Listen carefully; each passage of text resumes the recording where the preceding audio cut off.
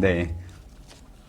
일단 보내주신 이 분에게 그동안 참는다고 수고 많이 하셨다라는 심심한 격려를 보내드리고 싶고요. 공감 가는 부분들은 많이 있습니다. 뭐냐면, 뭔가 솔직히 참기가 힘들다라는 이런 마음도 이제 이해가 되고, 연애하면 잠자리를 갖고 싶은 게 당연한 게 아니냐라는 이런 말도 이해가 되고요. 성생활도 결혼생활의 중요한 부분 중 하나라는 말도 동의가 돼요. 이제 대부분 하시는 말들 중에 이해 그리고 동의가 되는 부분들이 많이 있어요. 그래서 그런 이해와 동의에서 이제 드리고 싶은 얘기가 뭐냐면요. 결혼 전에 연애할 때겠죠. 연애할 때 잠자리를 갖는다라는 것이 그냥 우리가 지내고 있는 어떤 문화적으로 볼 때 크게 거부감은 없죠. 그러니까 연애할 때 우리가 뭐 남자친구와 여자친구와 잠자리를 가졌다고 할 때 그게 뭐 우리 문화 속에서 그렇게 거부감이 느껴지는 게 아니라 오히려 이제 거부감을 가지면 그게 좀 거북한 느낌이 있는 게 사실이고요. 결혼하기 전까지 잠자리를 하지 않는다, 성관계를 가지지 않는다고 하면 오히려 그게 비현실적인 모습으로 느껴지고, 뭐 친구들 사이에서 나는 뭐 결혼하기 전까지 잠자리를 가지지 않을 거야 라고 이야기를 하면 뭐 말도 안 되는 소리 하지 말라 라고 타박을 받을 수도 있겠다 싶은데요. 이분의 고민은 교회에 사는 연애니까 이제 들기 시작한 아마 고민일 거예요. 왜 교회에서 이제 하는 연애가 고민하게 되냐면, 그 교회 안에서는 혼전순결에 대한 가르침이 있거든요. 그러니까 혼전순결. 그게 뭐냐면, 결혼하기 전까지는 이렇게 육체적인 성관계를 가지지 않는다라는 의미보다는 결혼한 이후에 성관계를 이제 가진다라는 개념이긴 한데요. 이 결혼이라는 게 언약, 약속이라는 의미가 있는데요. 우리가 어떤 것을 약속하고 결혼을 통해서 남녀가 약속을 하고 여기에서 약속을 했다고 할 때 서로가 서로에게 헌신을 한다라는 의미인데요. 여기에서 성생활은 서로가 서로에게 하는 헌신의 표현이 되기 때문에 중요해져요. 그런 거 있잖아요. 이 결혼이라는 게 어떤 거냐면 사회적으로도 그렇고 법적으로도 그렇고 뭐 정서적으로도 그렇고 이것이 우리가 합법적으로 부부 관계 안에서 서로가 이제 하나가 된다라는 개념이 결혼이잖아요. 근데 이제 결혼을 하기 전에 우리가 성관계를 하게 되면 이제 잠자리를 갖게 되면 문제가 좀 생겨요. 그러니까 뭐 교회 다닌다고 문제가 되고 교회를 다니지 않는다고 문제가 안 되는 이런 게 아니라 문제가 있어요. 그게 뭐냐면 흔히 말하는 섹스라는 것이 가지고 있는 힘 때문에 그렇거든요. 그러니까 우리 안에 제가 여기 사연에서 뭔가 연인 관계 속에서 잠자리를 갖고 싶다고 할 때 이해가 된다고 했거든요. 왜 이해가 된다고 했냐면요. 섹스라는 걸 하게 되면 어떤 현상이 일어나게 되냐면 나와 다른 사람을 이렇게 연결시키게 돼요. 그러니까 단순히 이게 뭐 놀이 정도가 아니라 우리가 이제 어떤 관계 속에서 하는 행위 중에 가장 강력한 힘으로 두 사람을 묶어주는 역할을 해주거든요. 그러니까 그런 거 있잖아요. 섹스 이후에 뭔가 정서적으로 더 하나가 된 것 같고 연결이 된 것 같고 이 사람이 내 사람인 것 같고 내가 그 사람의 것이 된 것 같은 이런 느낌.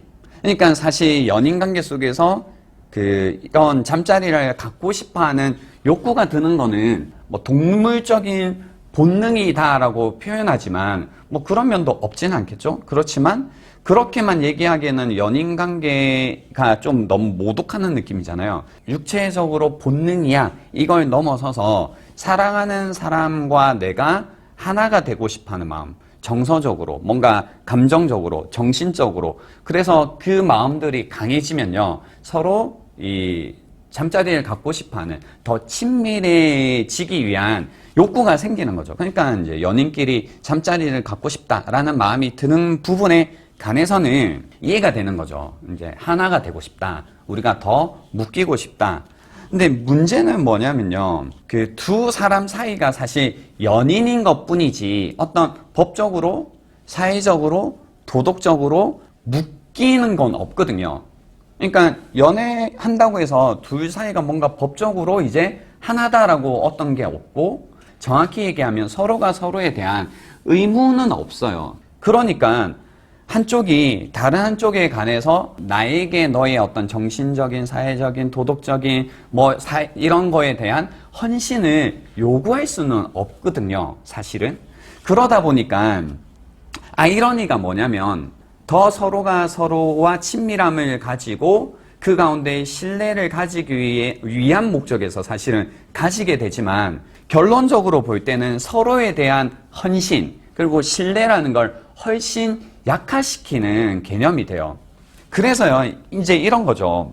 만약에 내가 상대방을 정말로 이 사람과 하나가 되고 싶고, 이 사람은 책임지고 싶고, 친밀해지고 싶고, 이 사람이 내 것이 되고 싶고, 내가 이 사람의 것이 되고 싶고, 우리가 뭔가 하나가 되고 싶다라고 하면 전에 무엇이 반드시 필요하냐면 약속이라는 게 필요하다는 겁니다. 이 약속이 뭐냐면 결혼이라는 거죠. 그러니까 도덕적으로, 사회적으로, 법적으로 그래서 서로가 서로에게 내가 너에게 헌신하겠어. 내가 나를 너에게 정말로 주겠어. 라는 이런 약속으로서의 결혼이라는 걸 가진 다음에 관계를 가지는 것이 저는 필요하다라고 생각을 하는 거죠. 그래서 이제 잠자리를 하고 싶다라는 이제 이 욕구를 가지신 이 사연자 분께서 아직 결혼을 해야겠다라는 확신이 없을 수도 있고 또 결혼을 해야 되는 어떤 여건이 스스로 생각할 때 준비가 안 되어 있을 수 있잖아요. 그러니까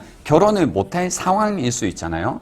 근데 마음속에는 무언가가 내가 이런 좀 더 가까워지고 싶은 욕구가 있다라고 하면 잠자리, 성관계라는 걸 두고 그거 외에 서로가 더 가까워질 수 있고 함께 친밀해질 수 있고 서로 함께 시간들을 보낼 수 있는 그 외의 그런 것들을 찾아가시는 것도 필요한 것 같아요. 이 얘기는 뭐냐면 욕구가 있으니까 그 욕구를 잠재울 수 있는 다른 놀이를 하라는 의미는 아니에요. 일단.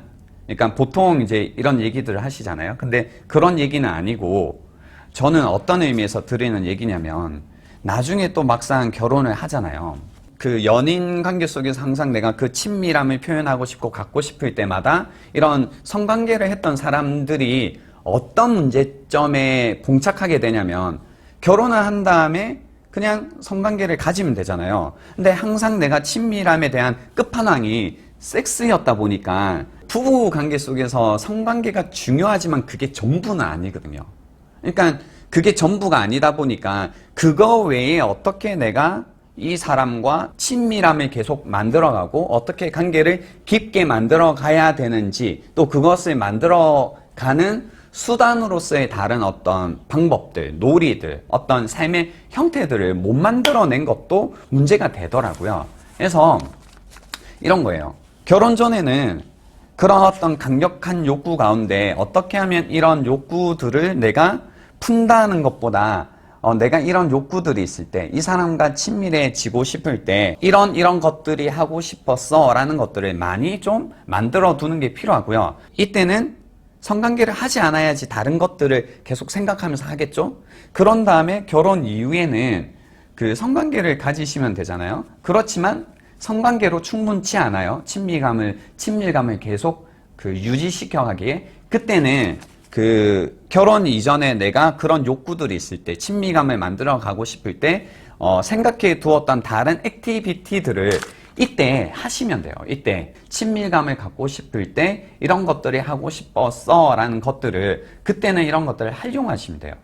근데 결혼 전에 고민하지 않으시고 그때 쉽게 해소해 버리시면 결혼 이후에는 그런 방법들을 대부분 못 찾아가시더라고요. 그러니까 친밀감을 느끼고 싶을 때는 보통 어떻게 하시냐면 상대를 바꾸시더라고요.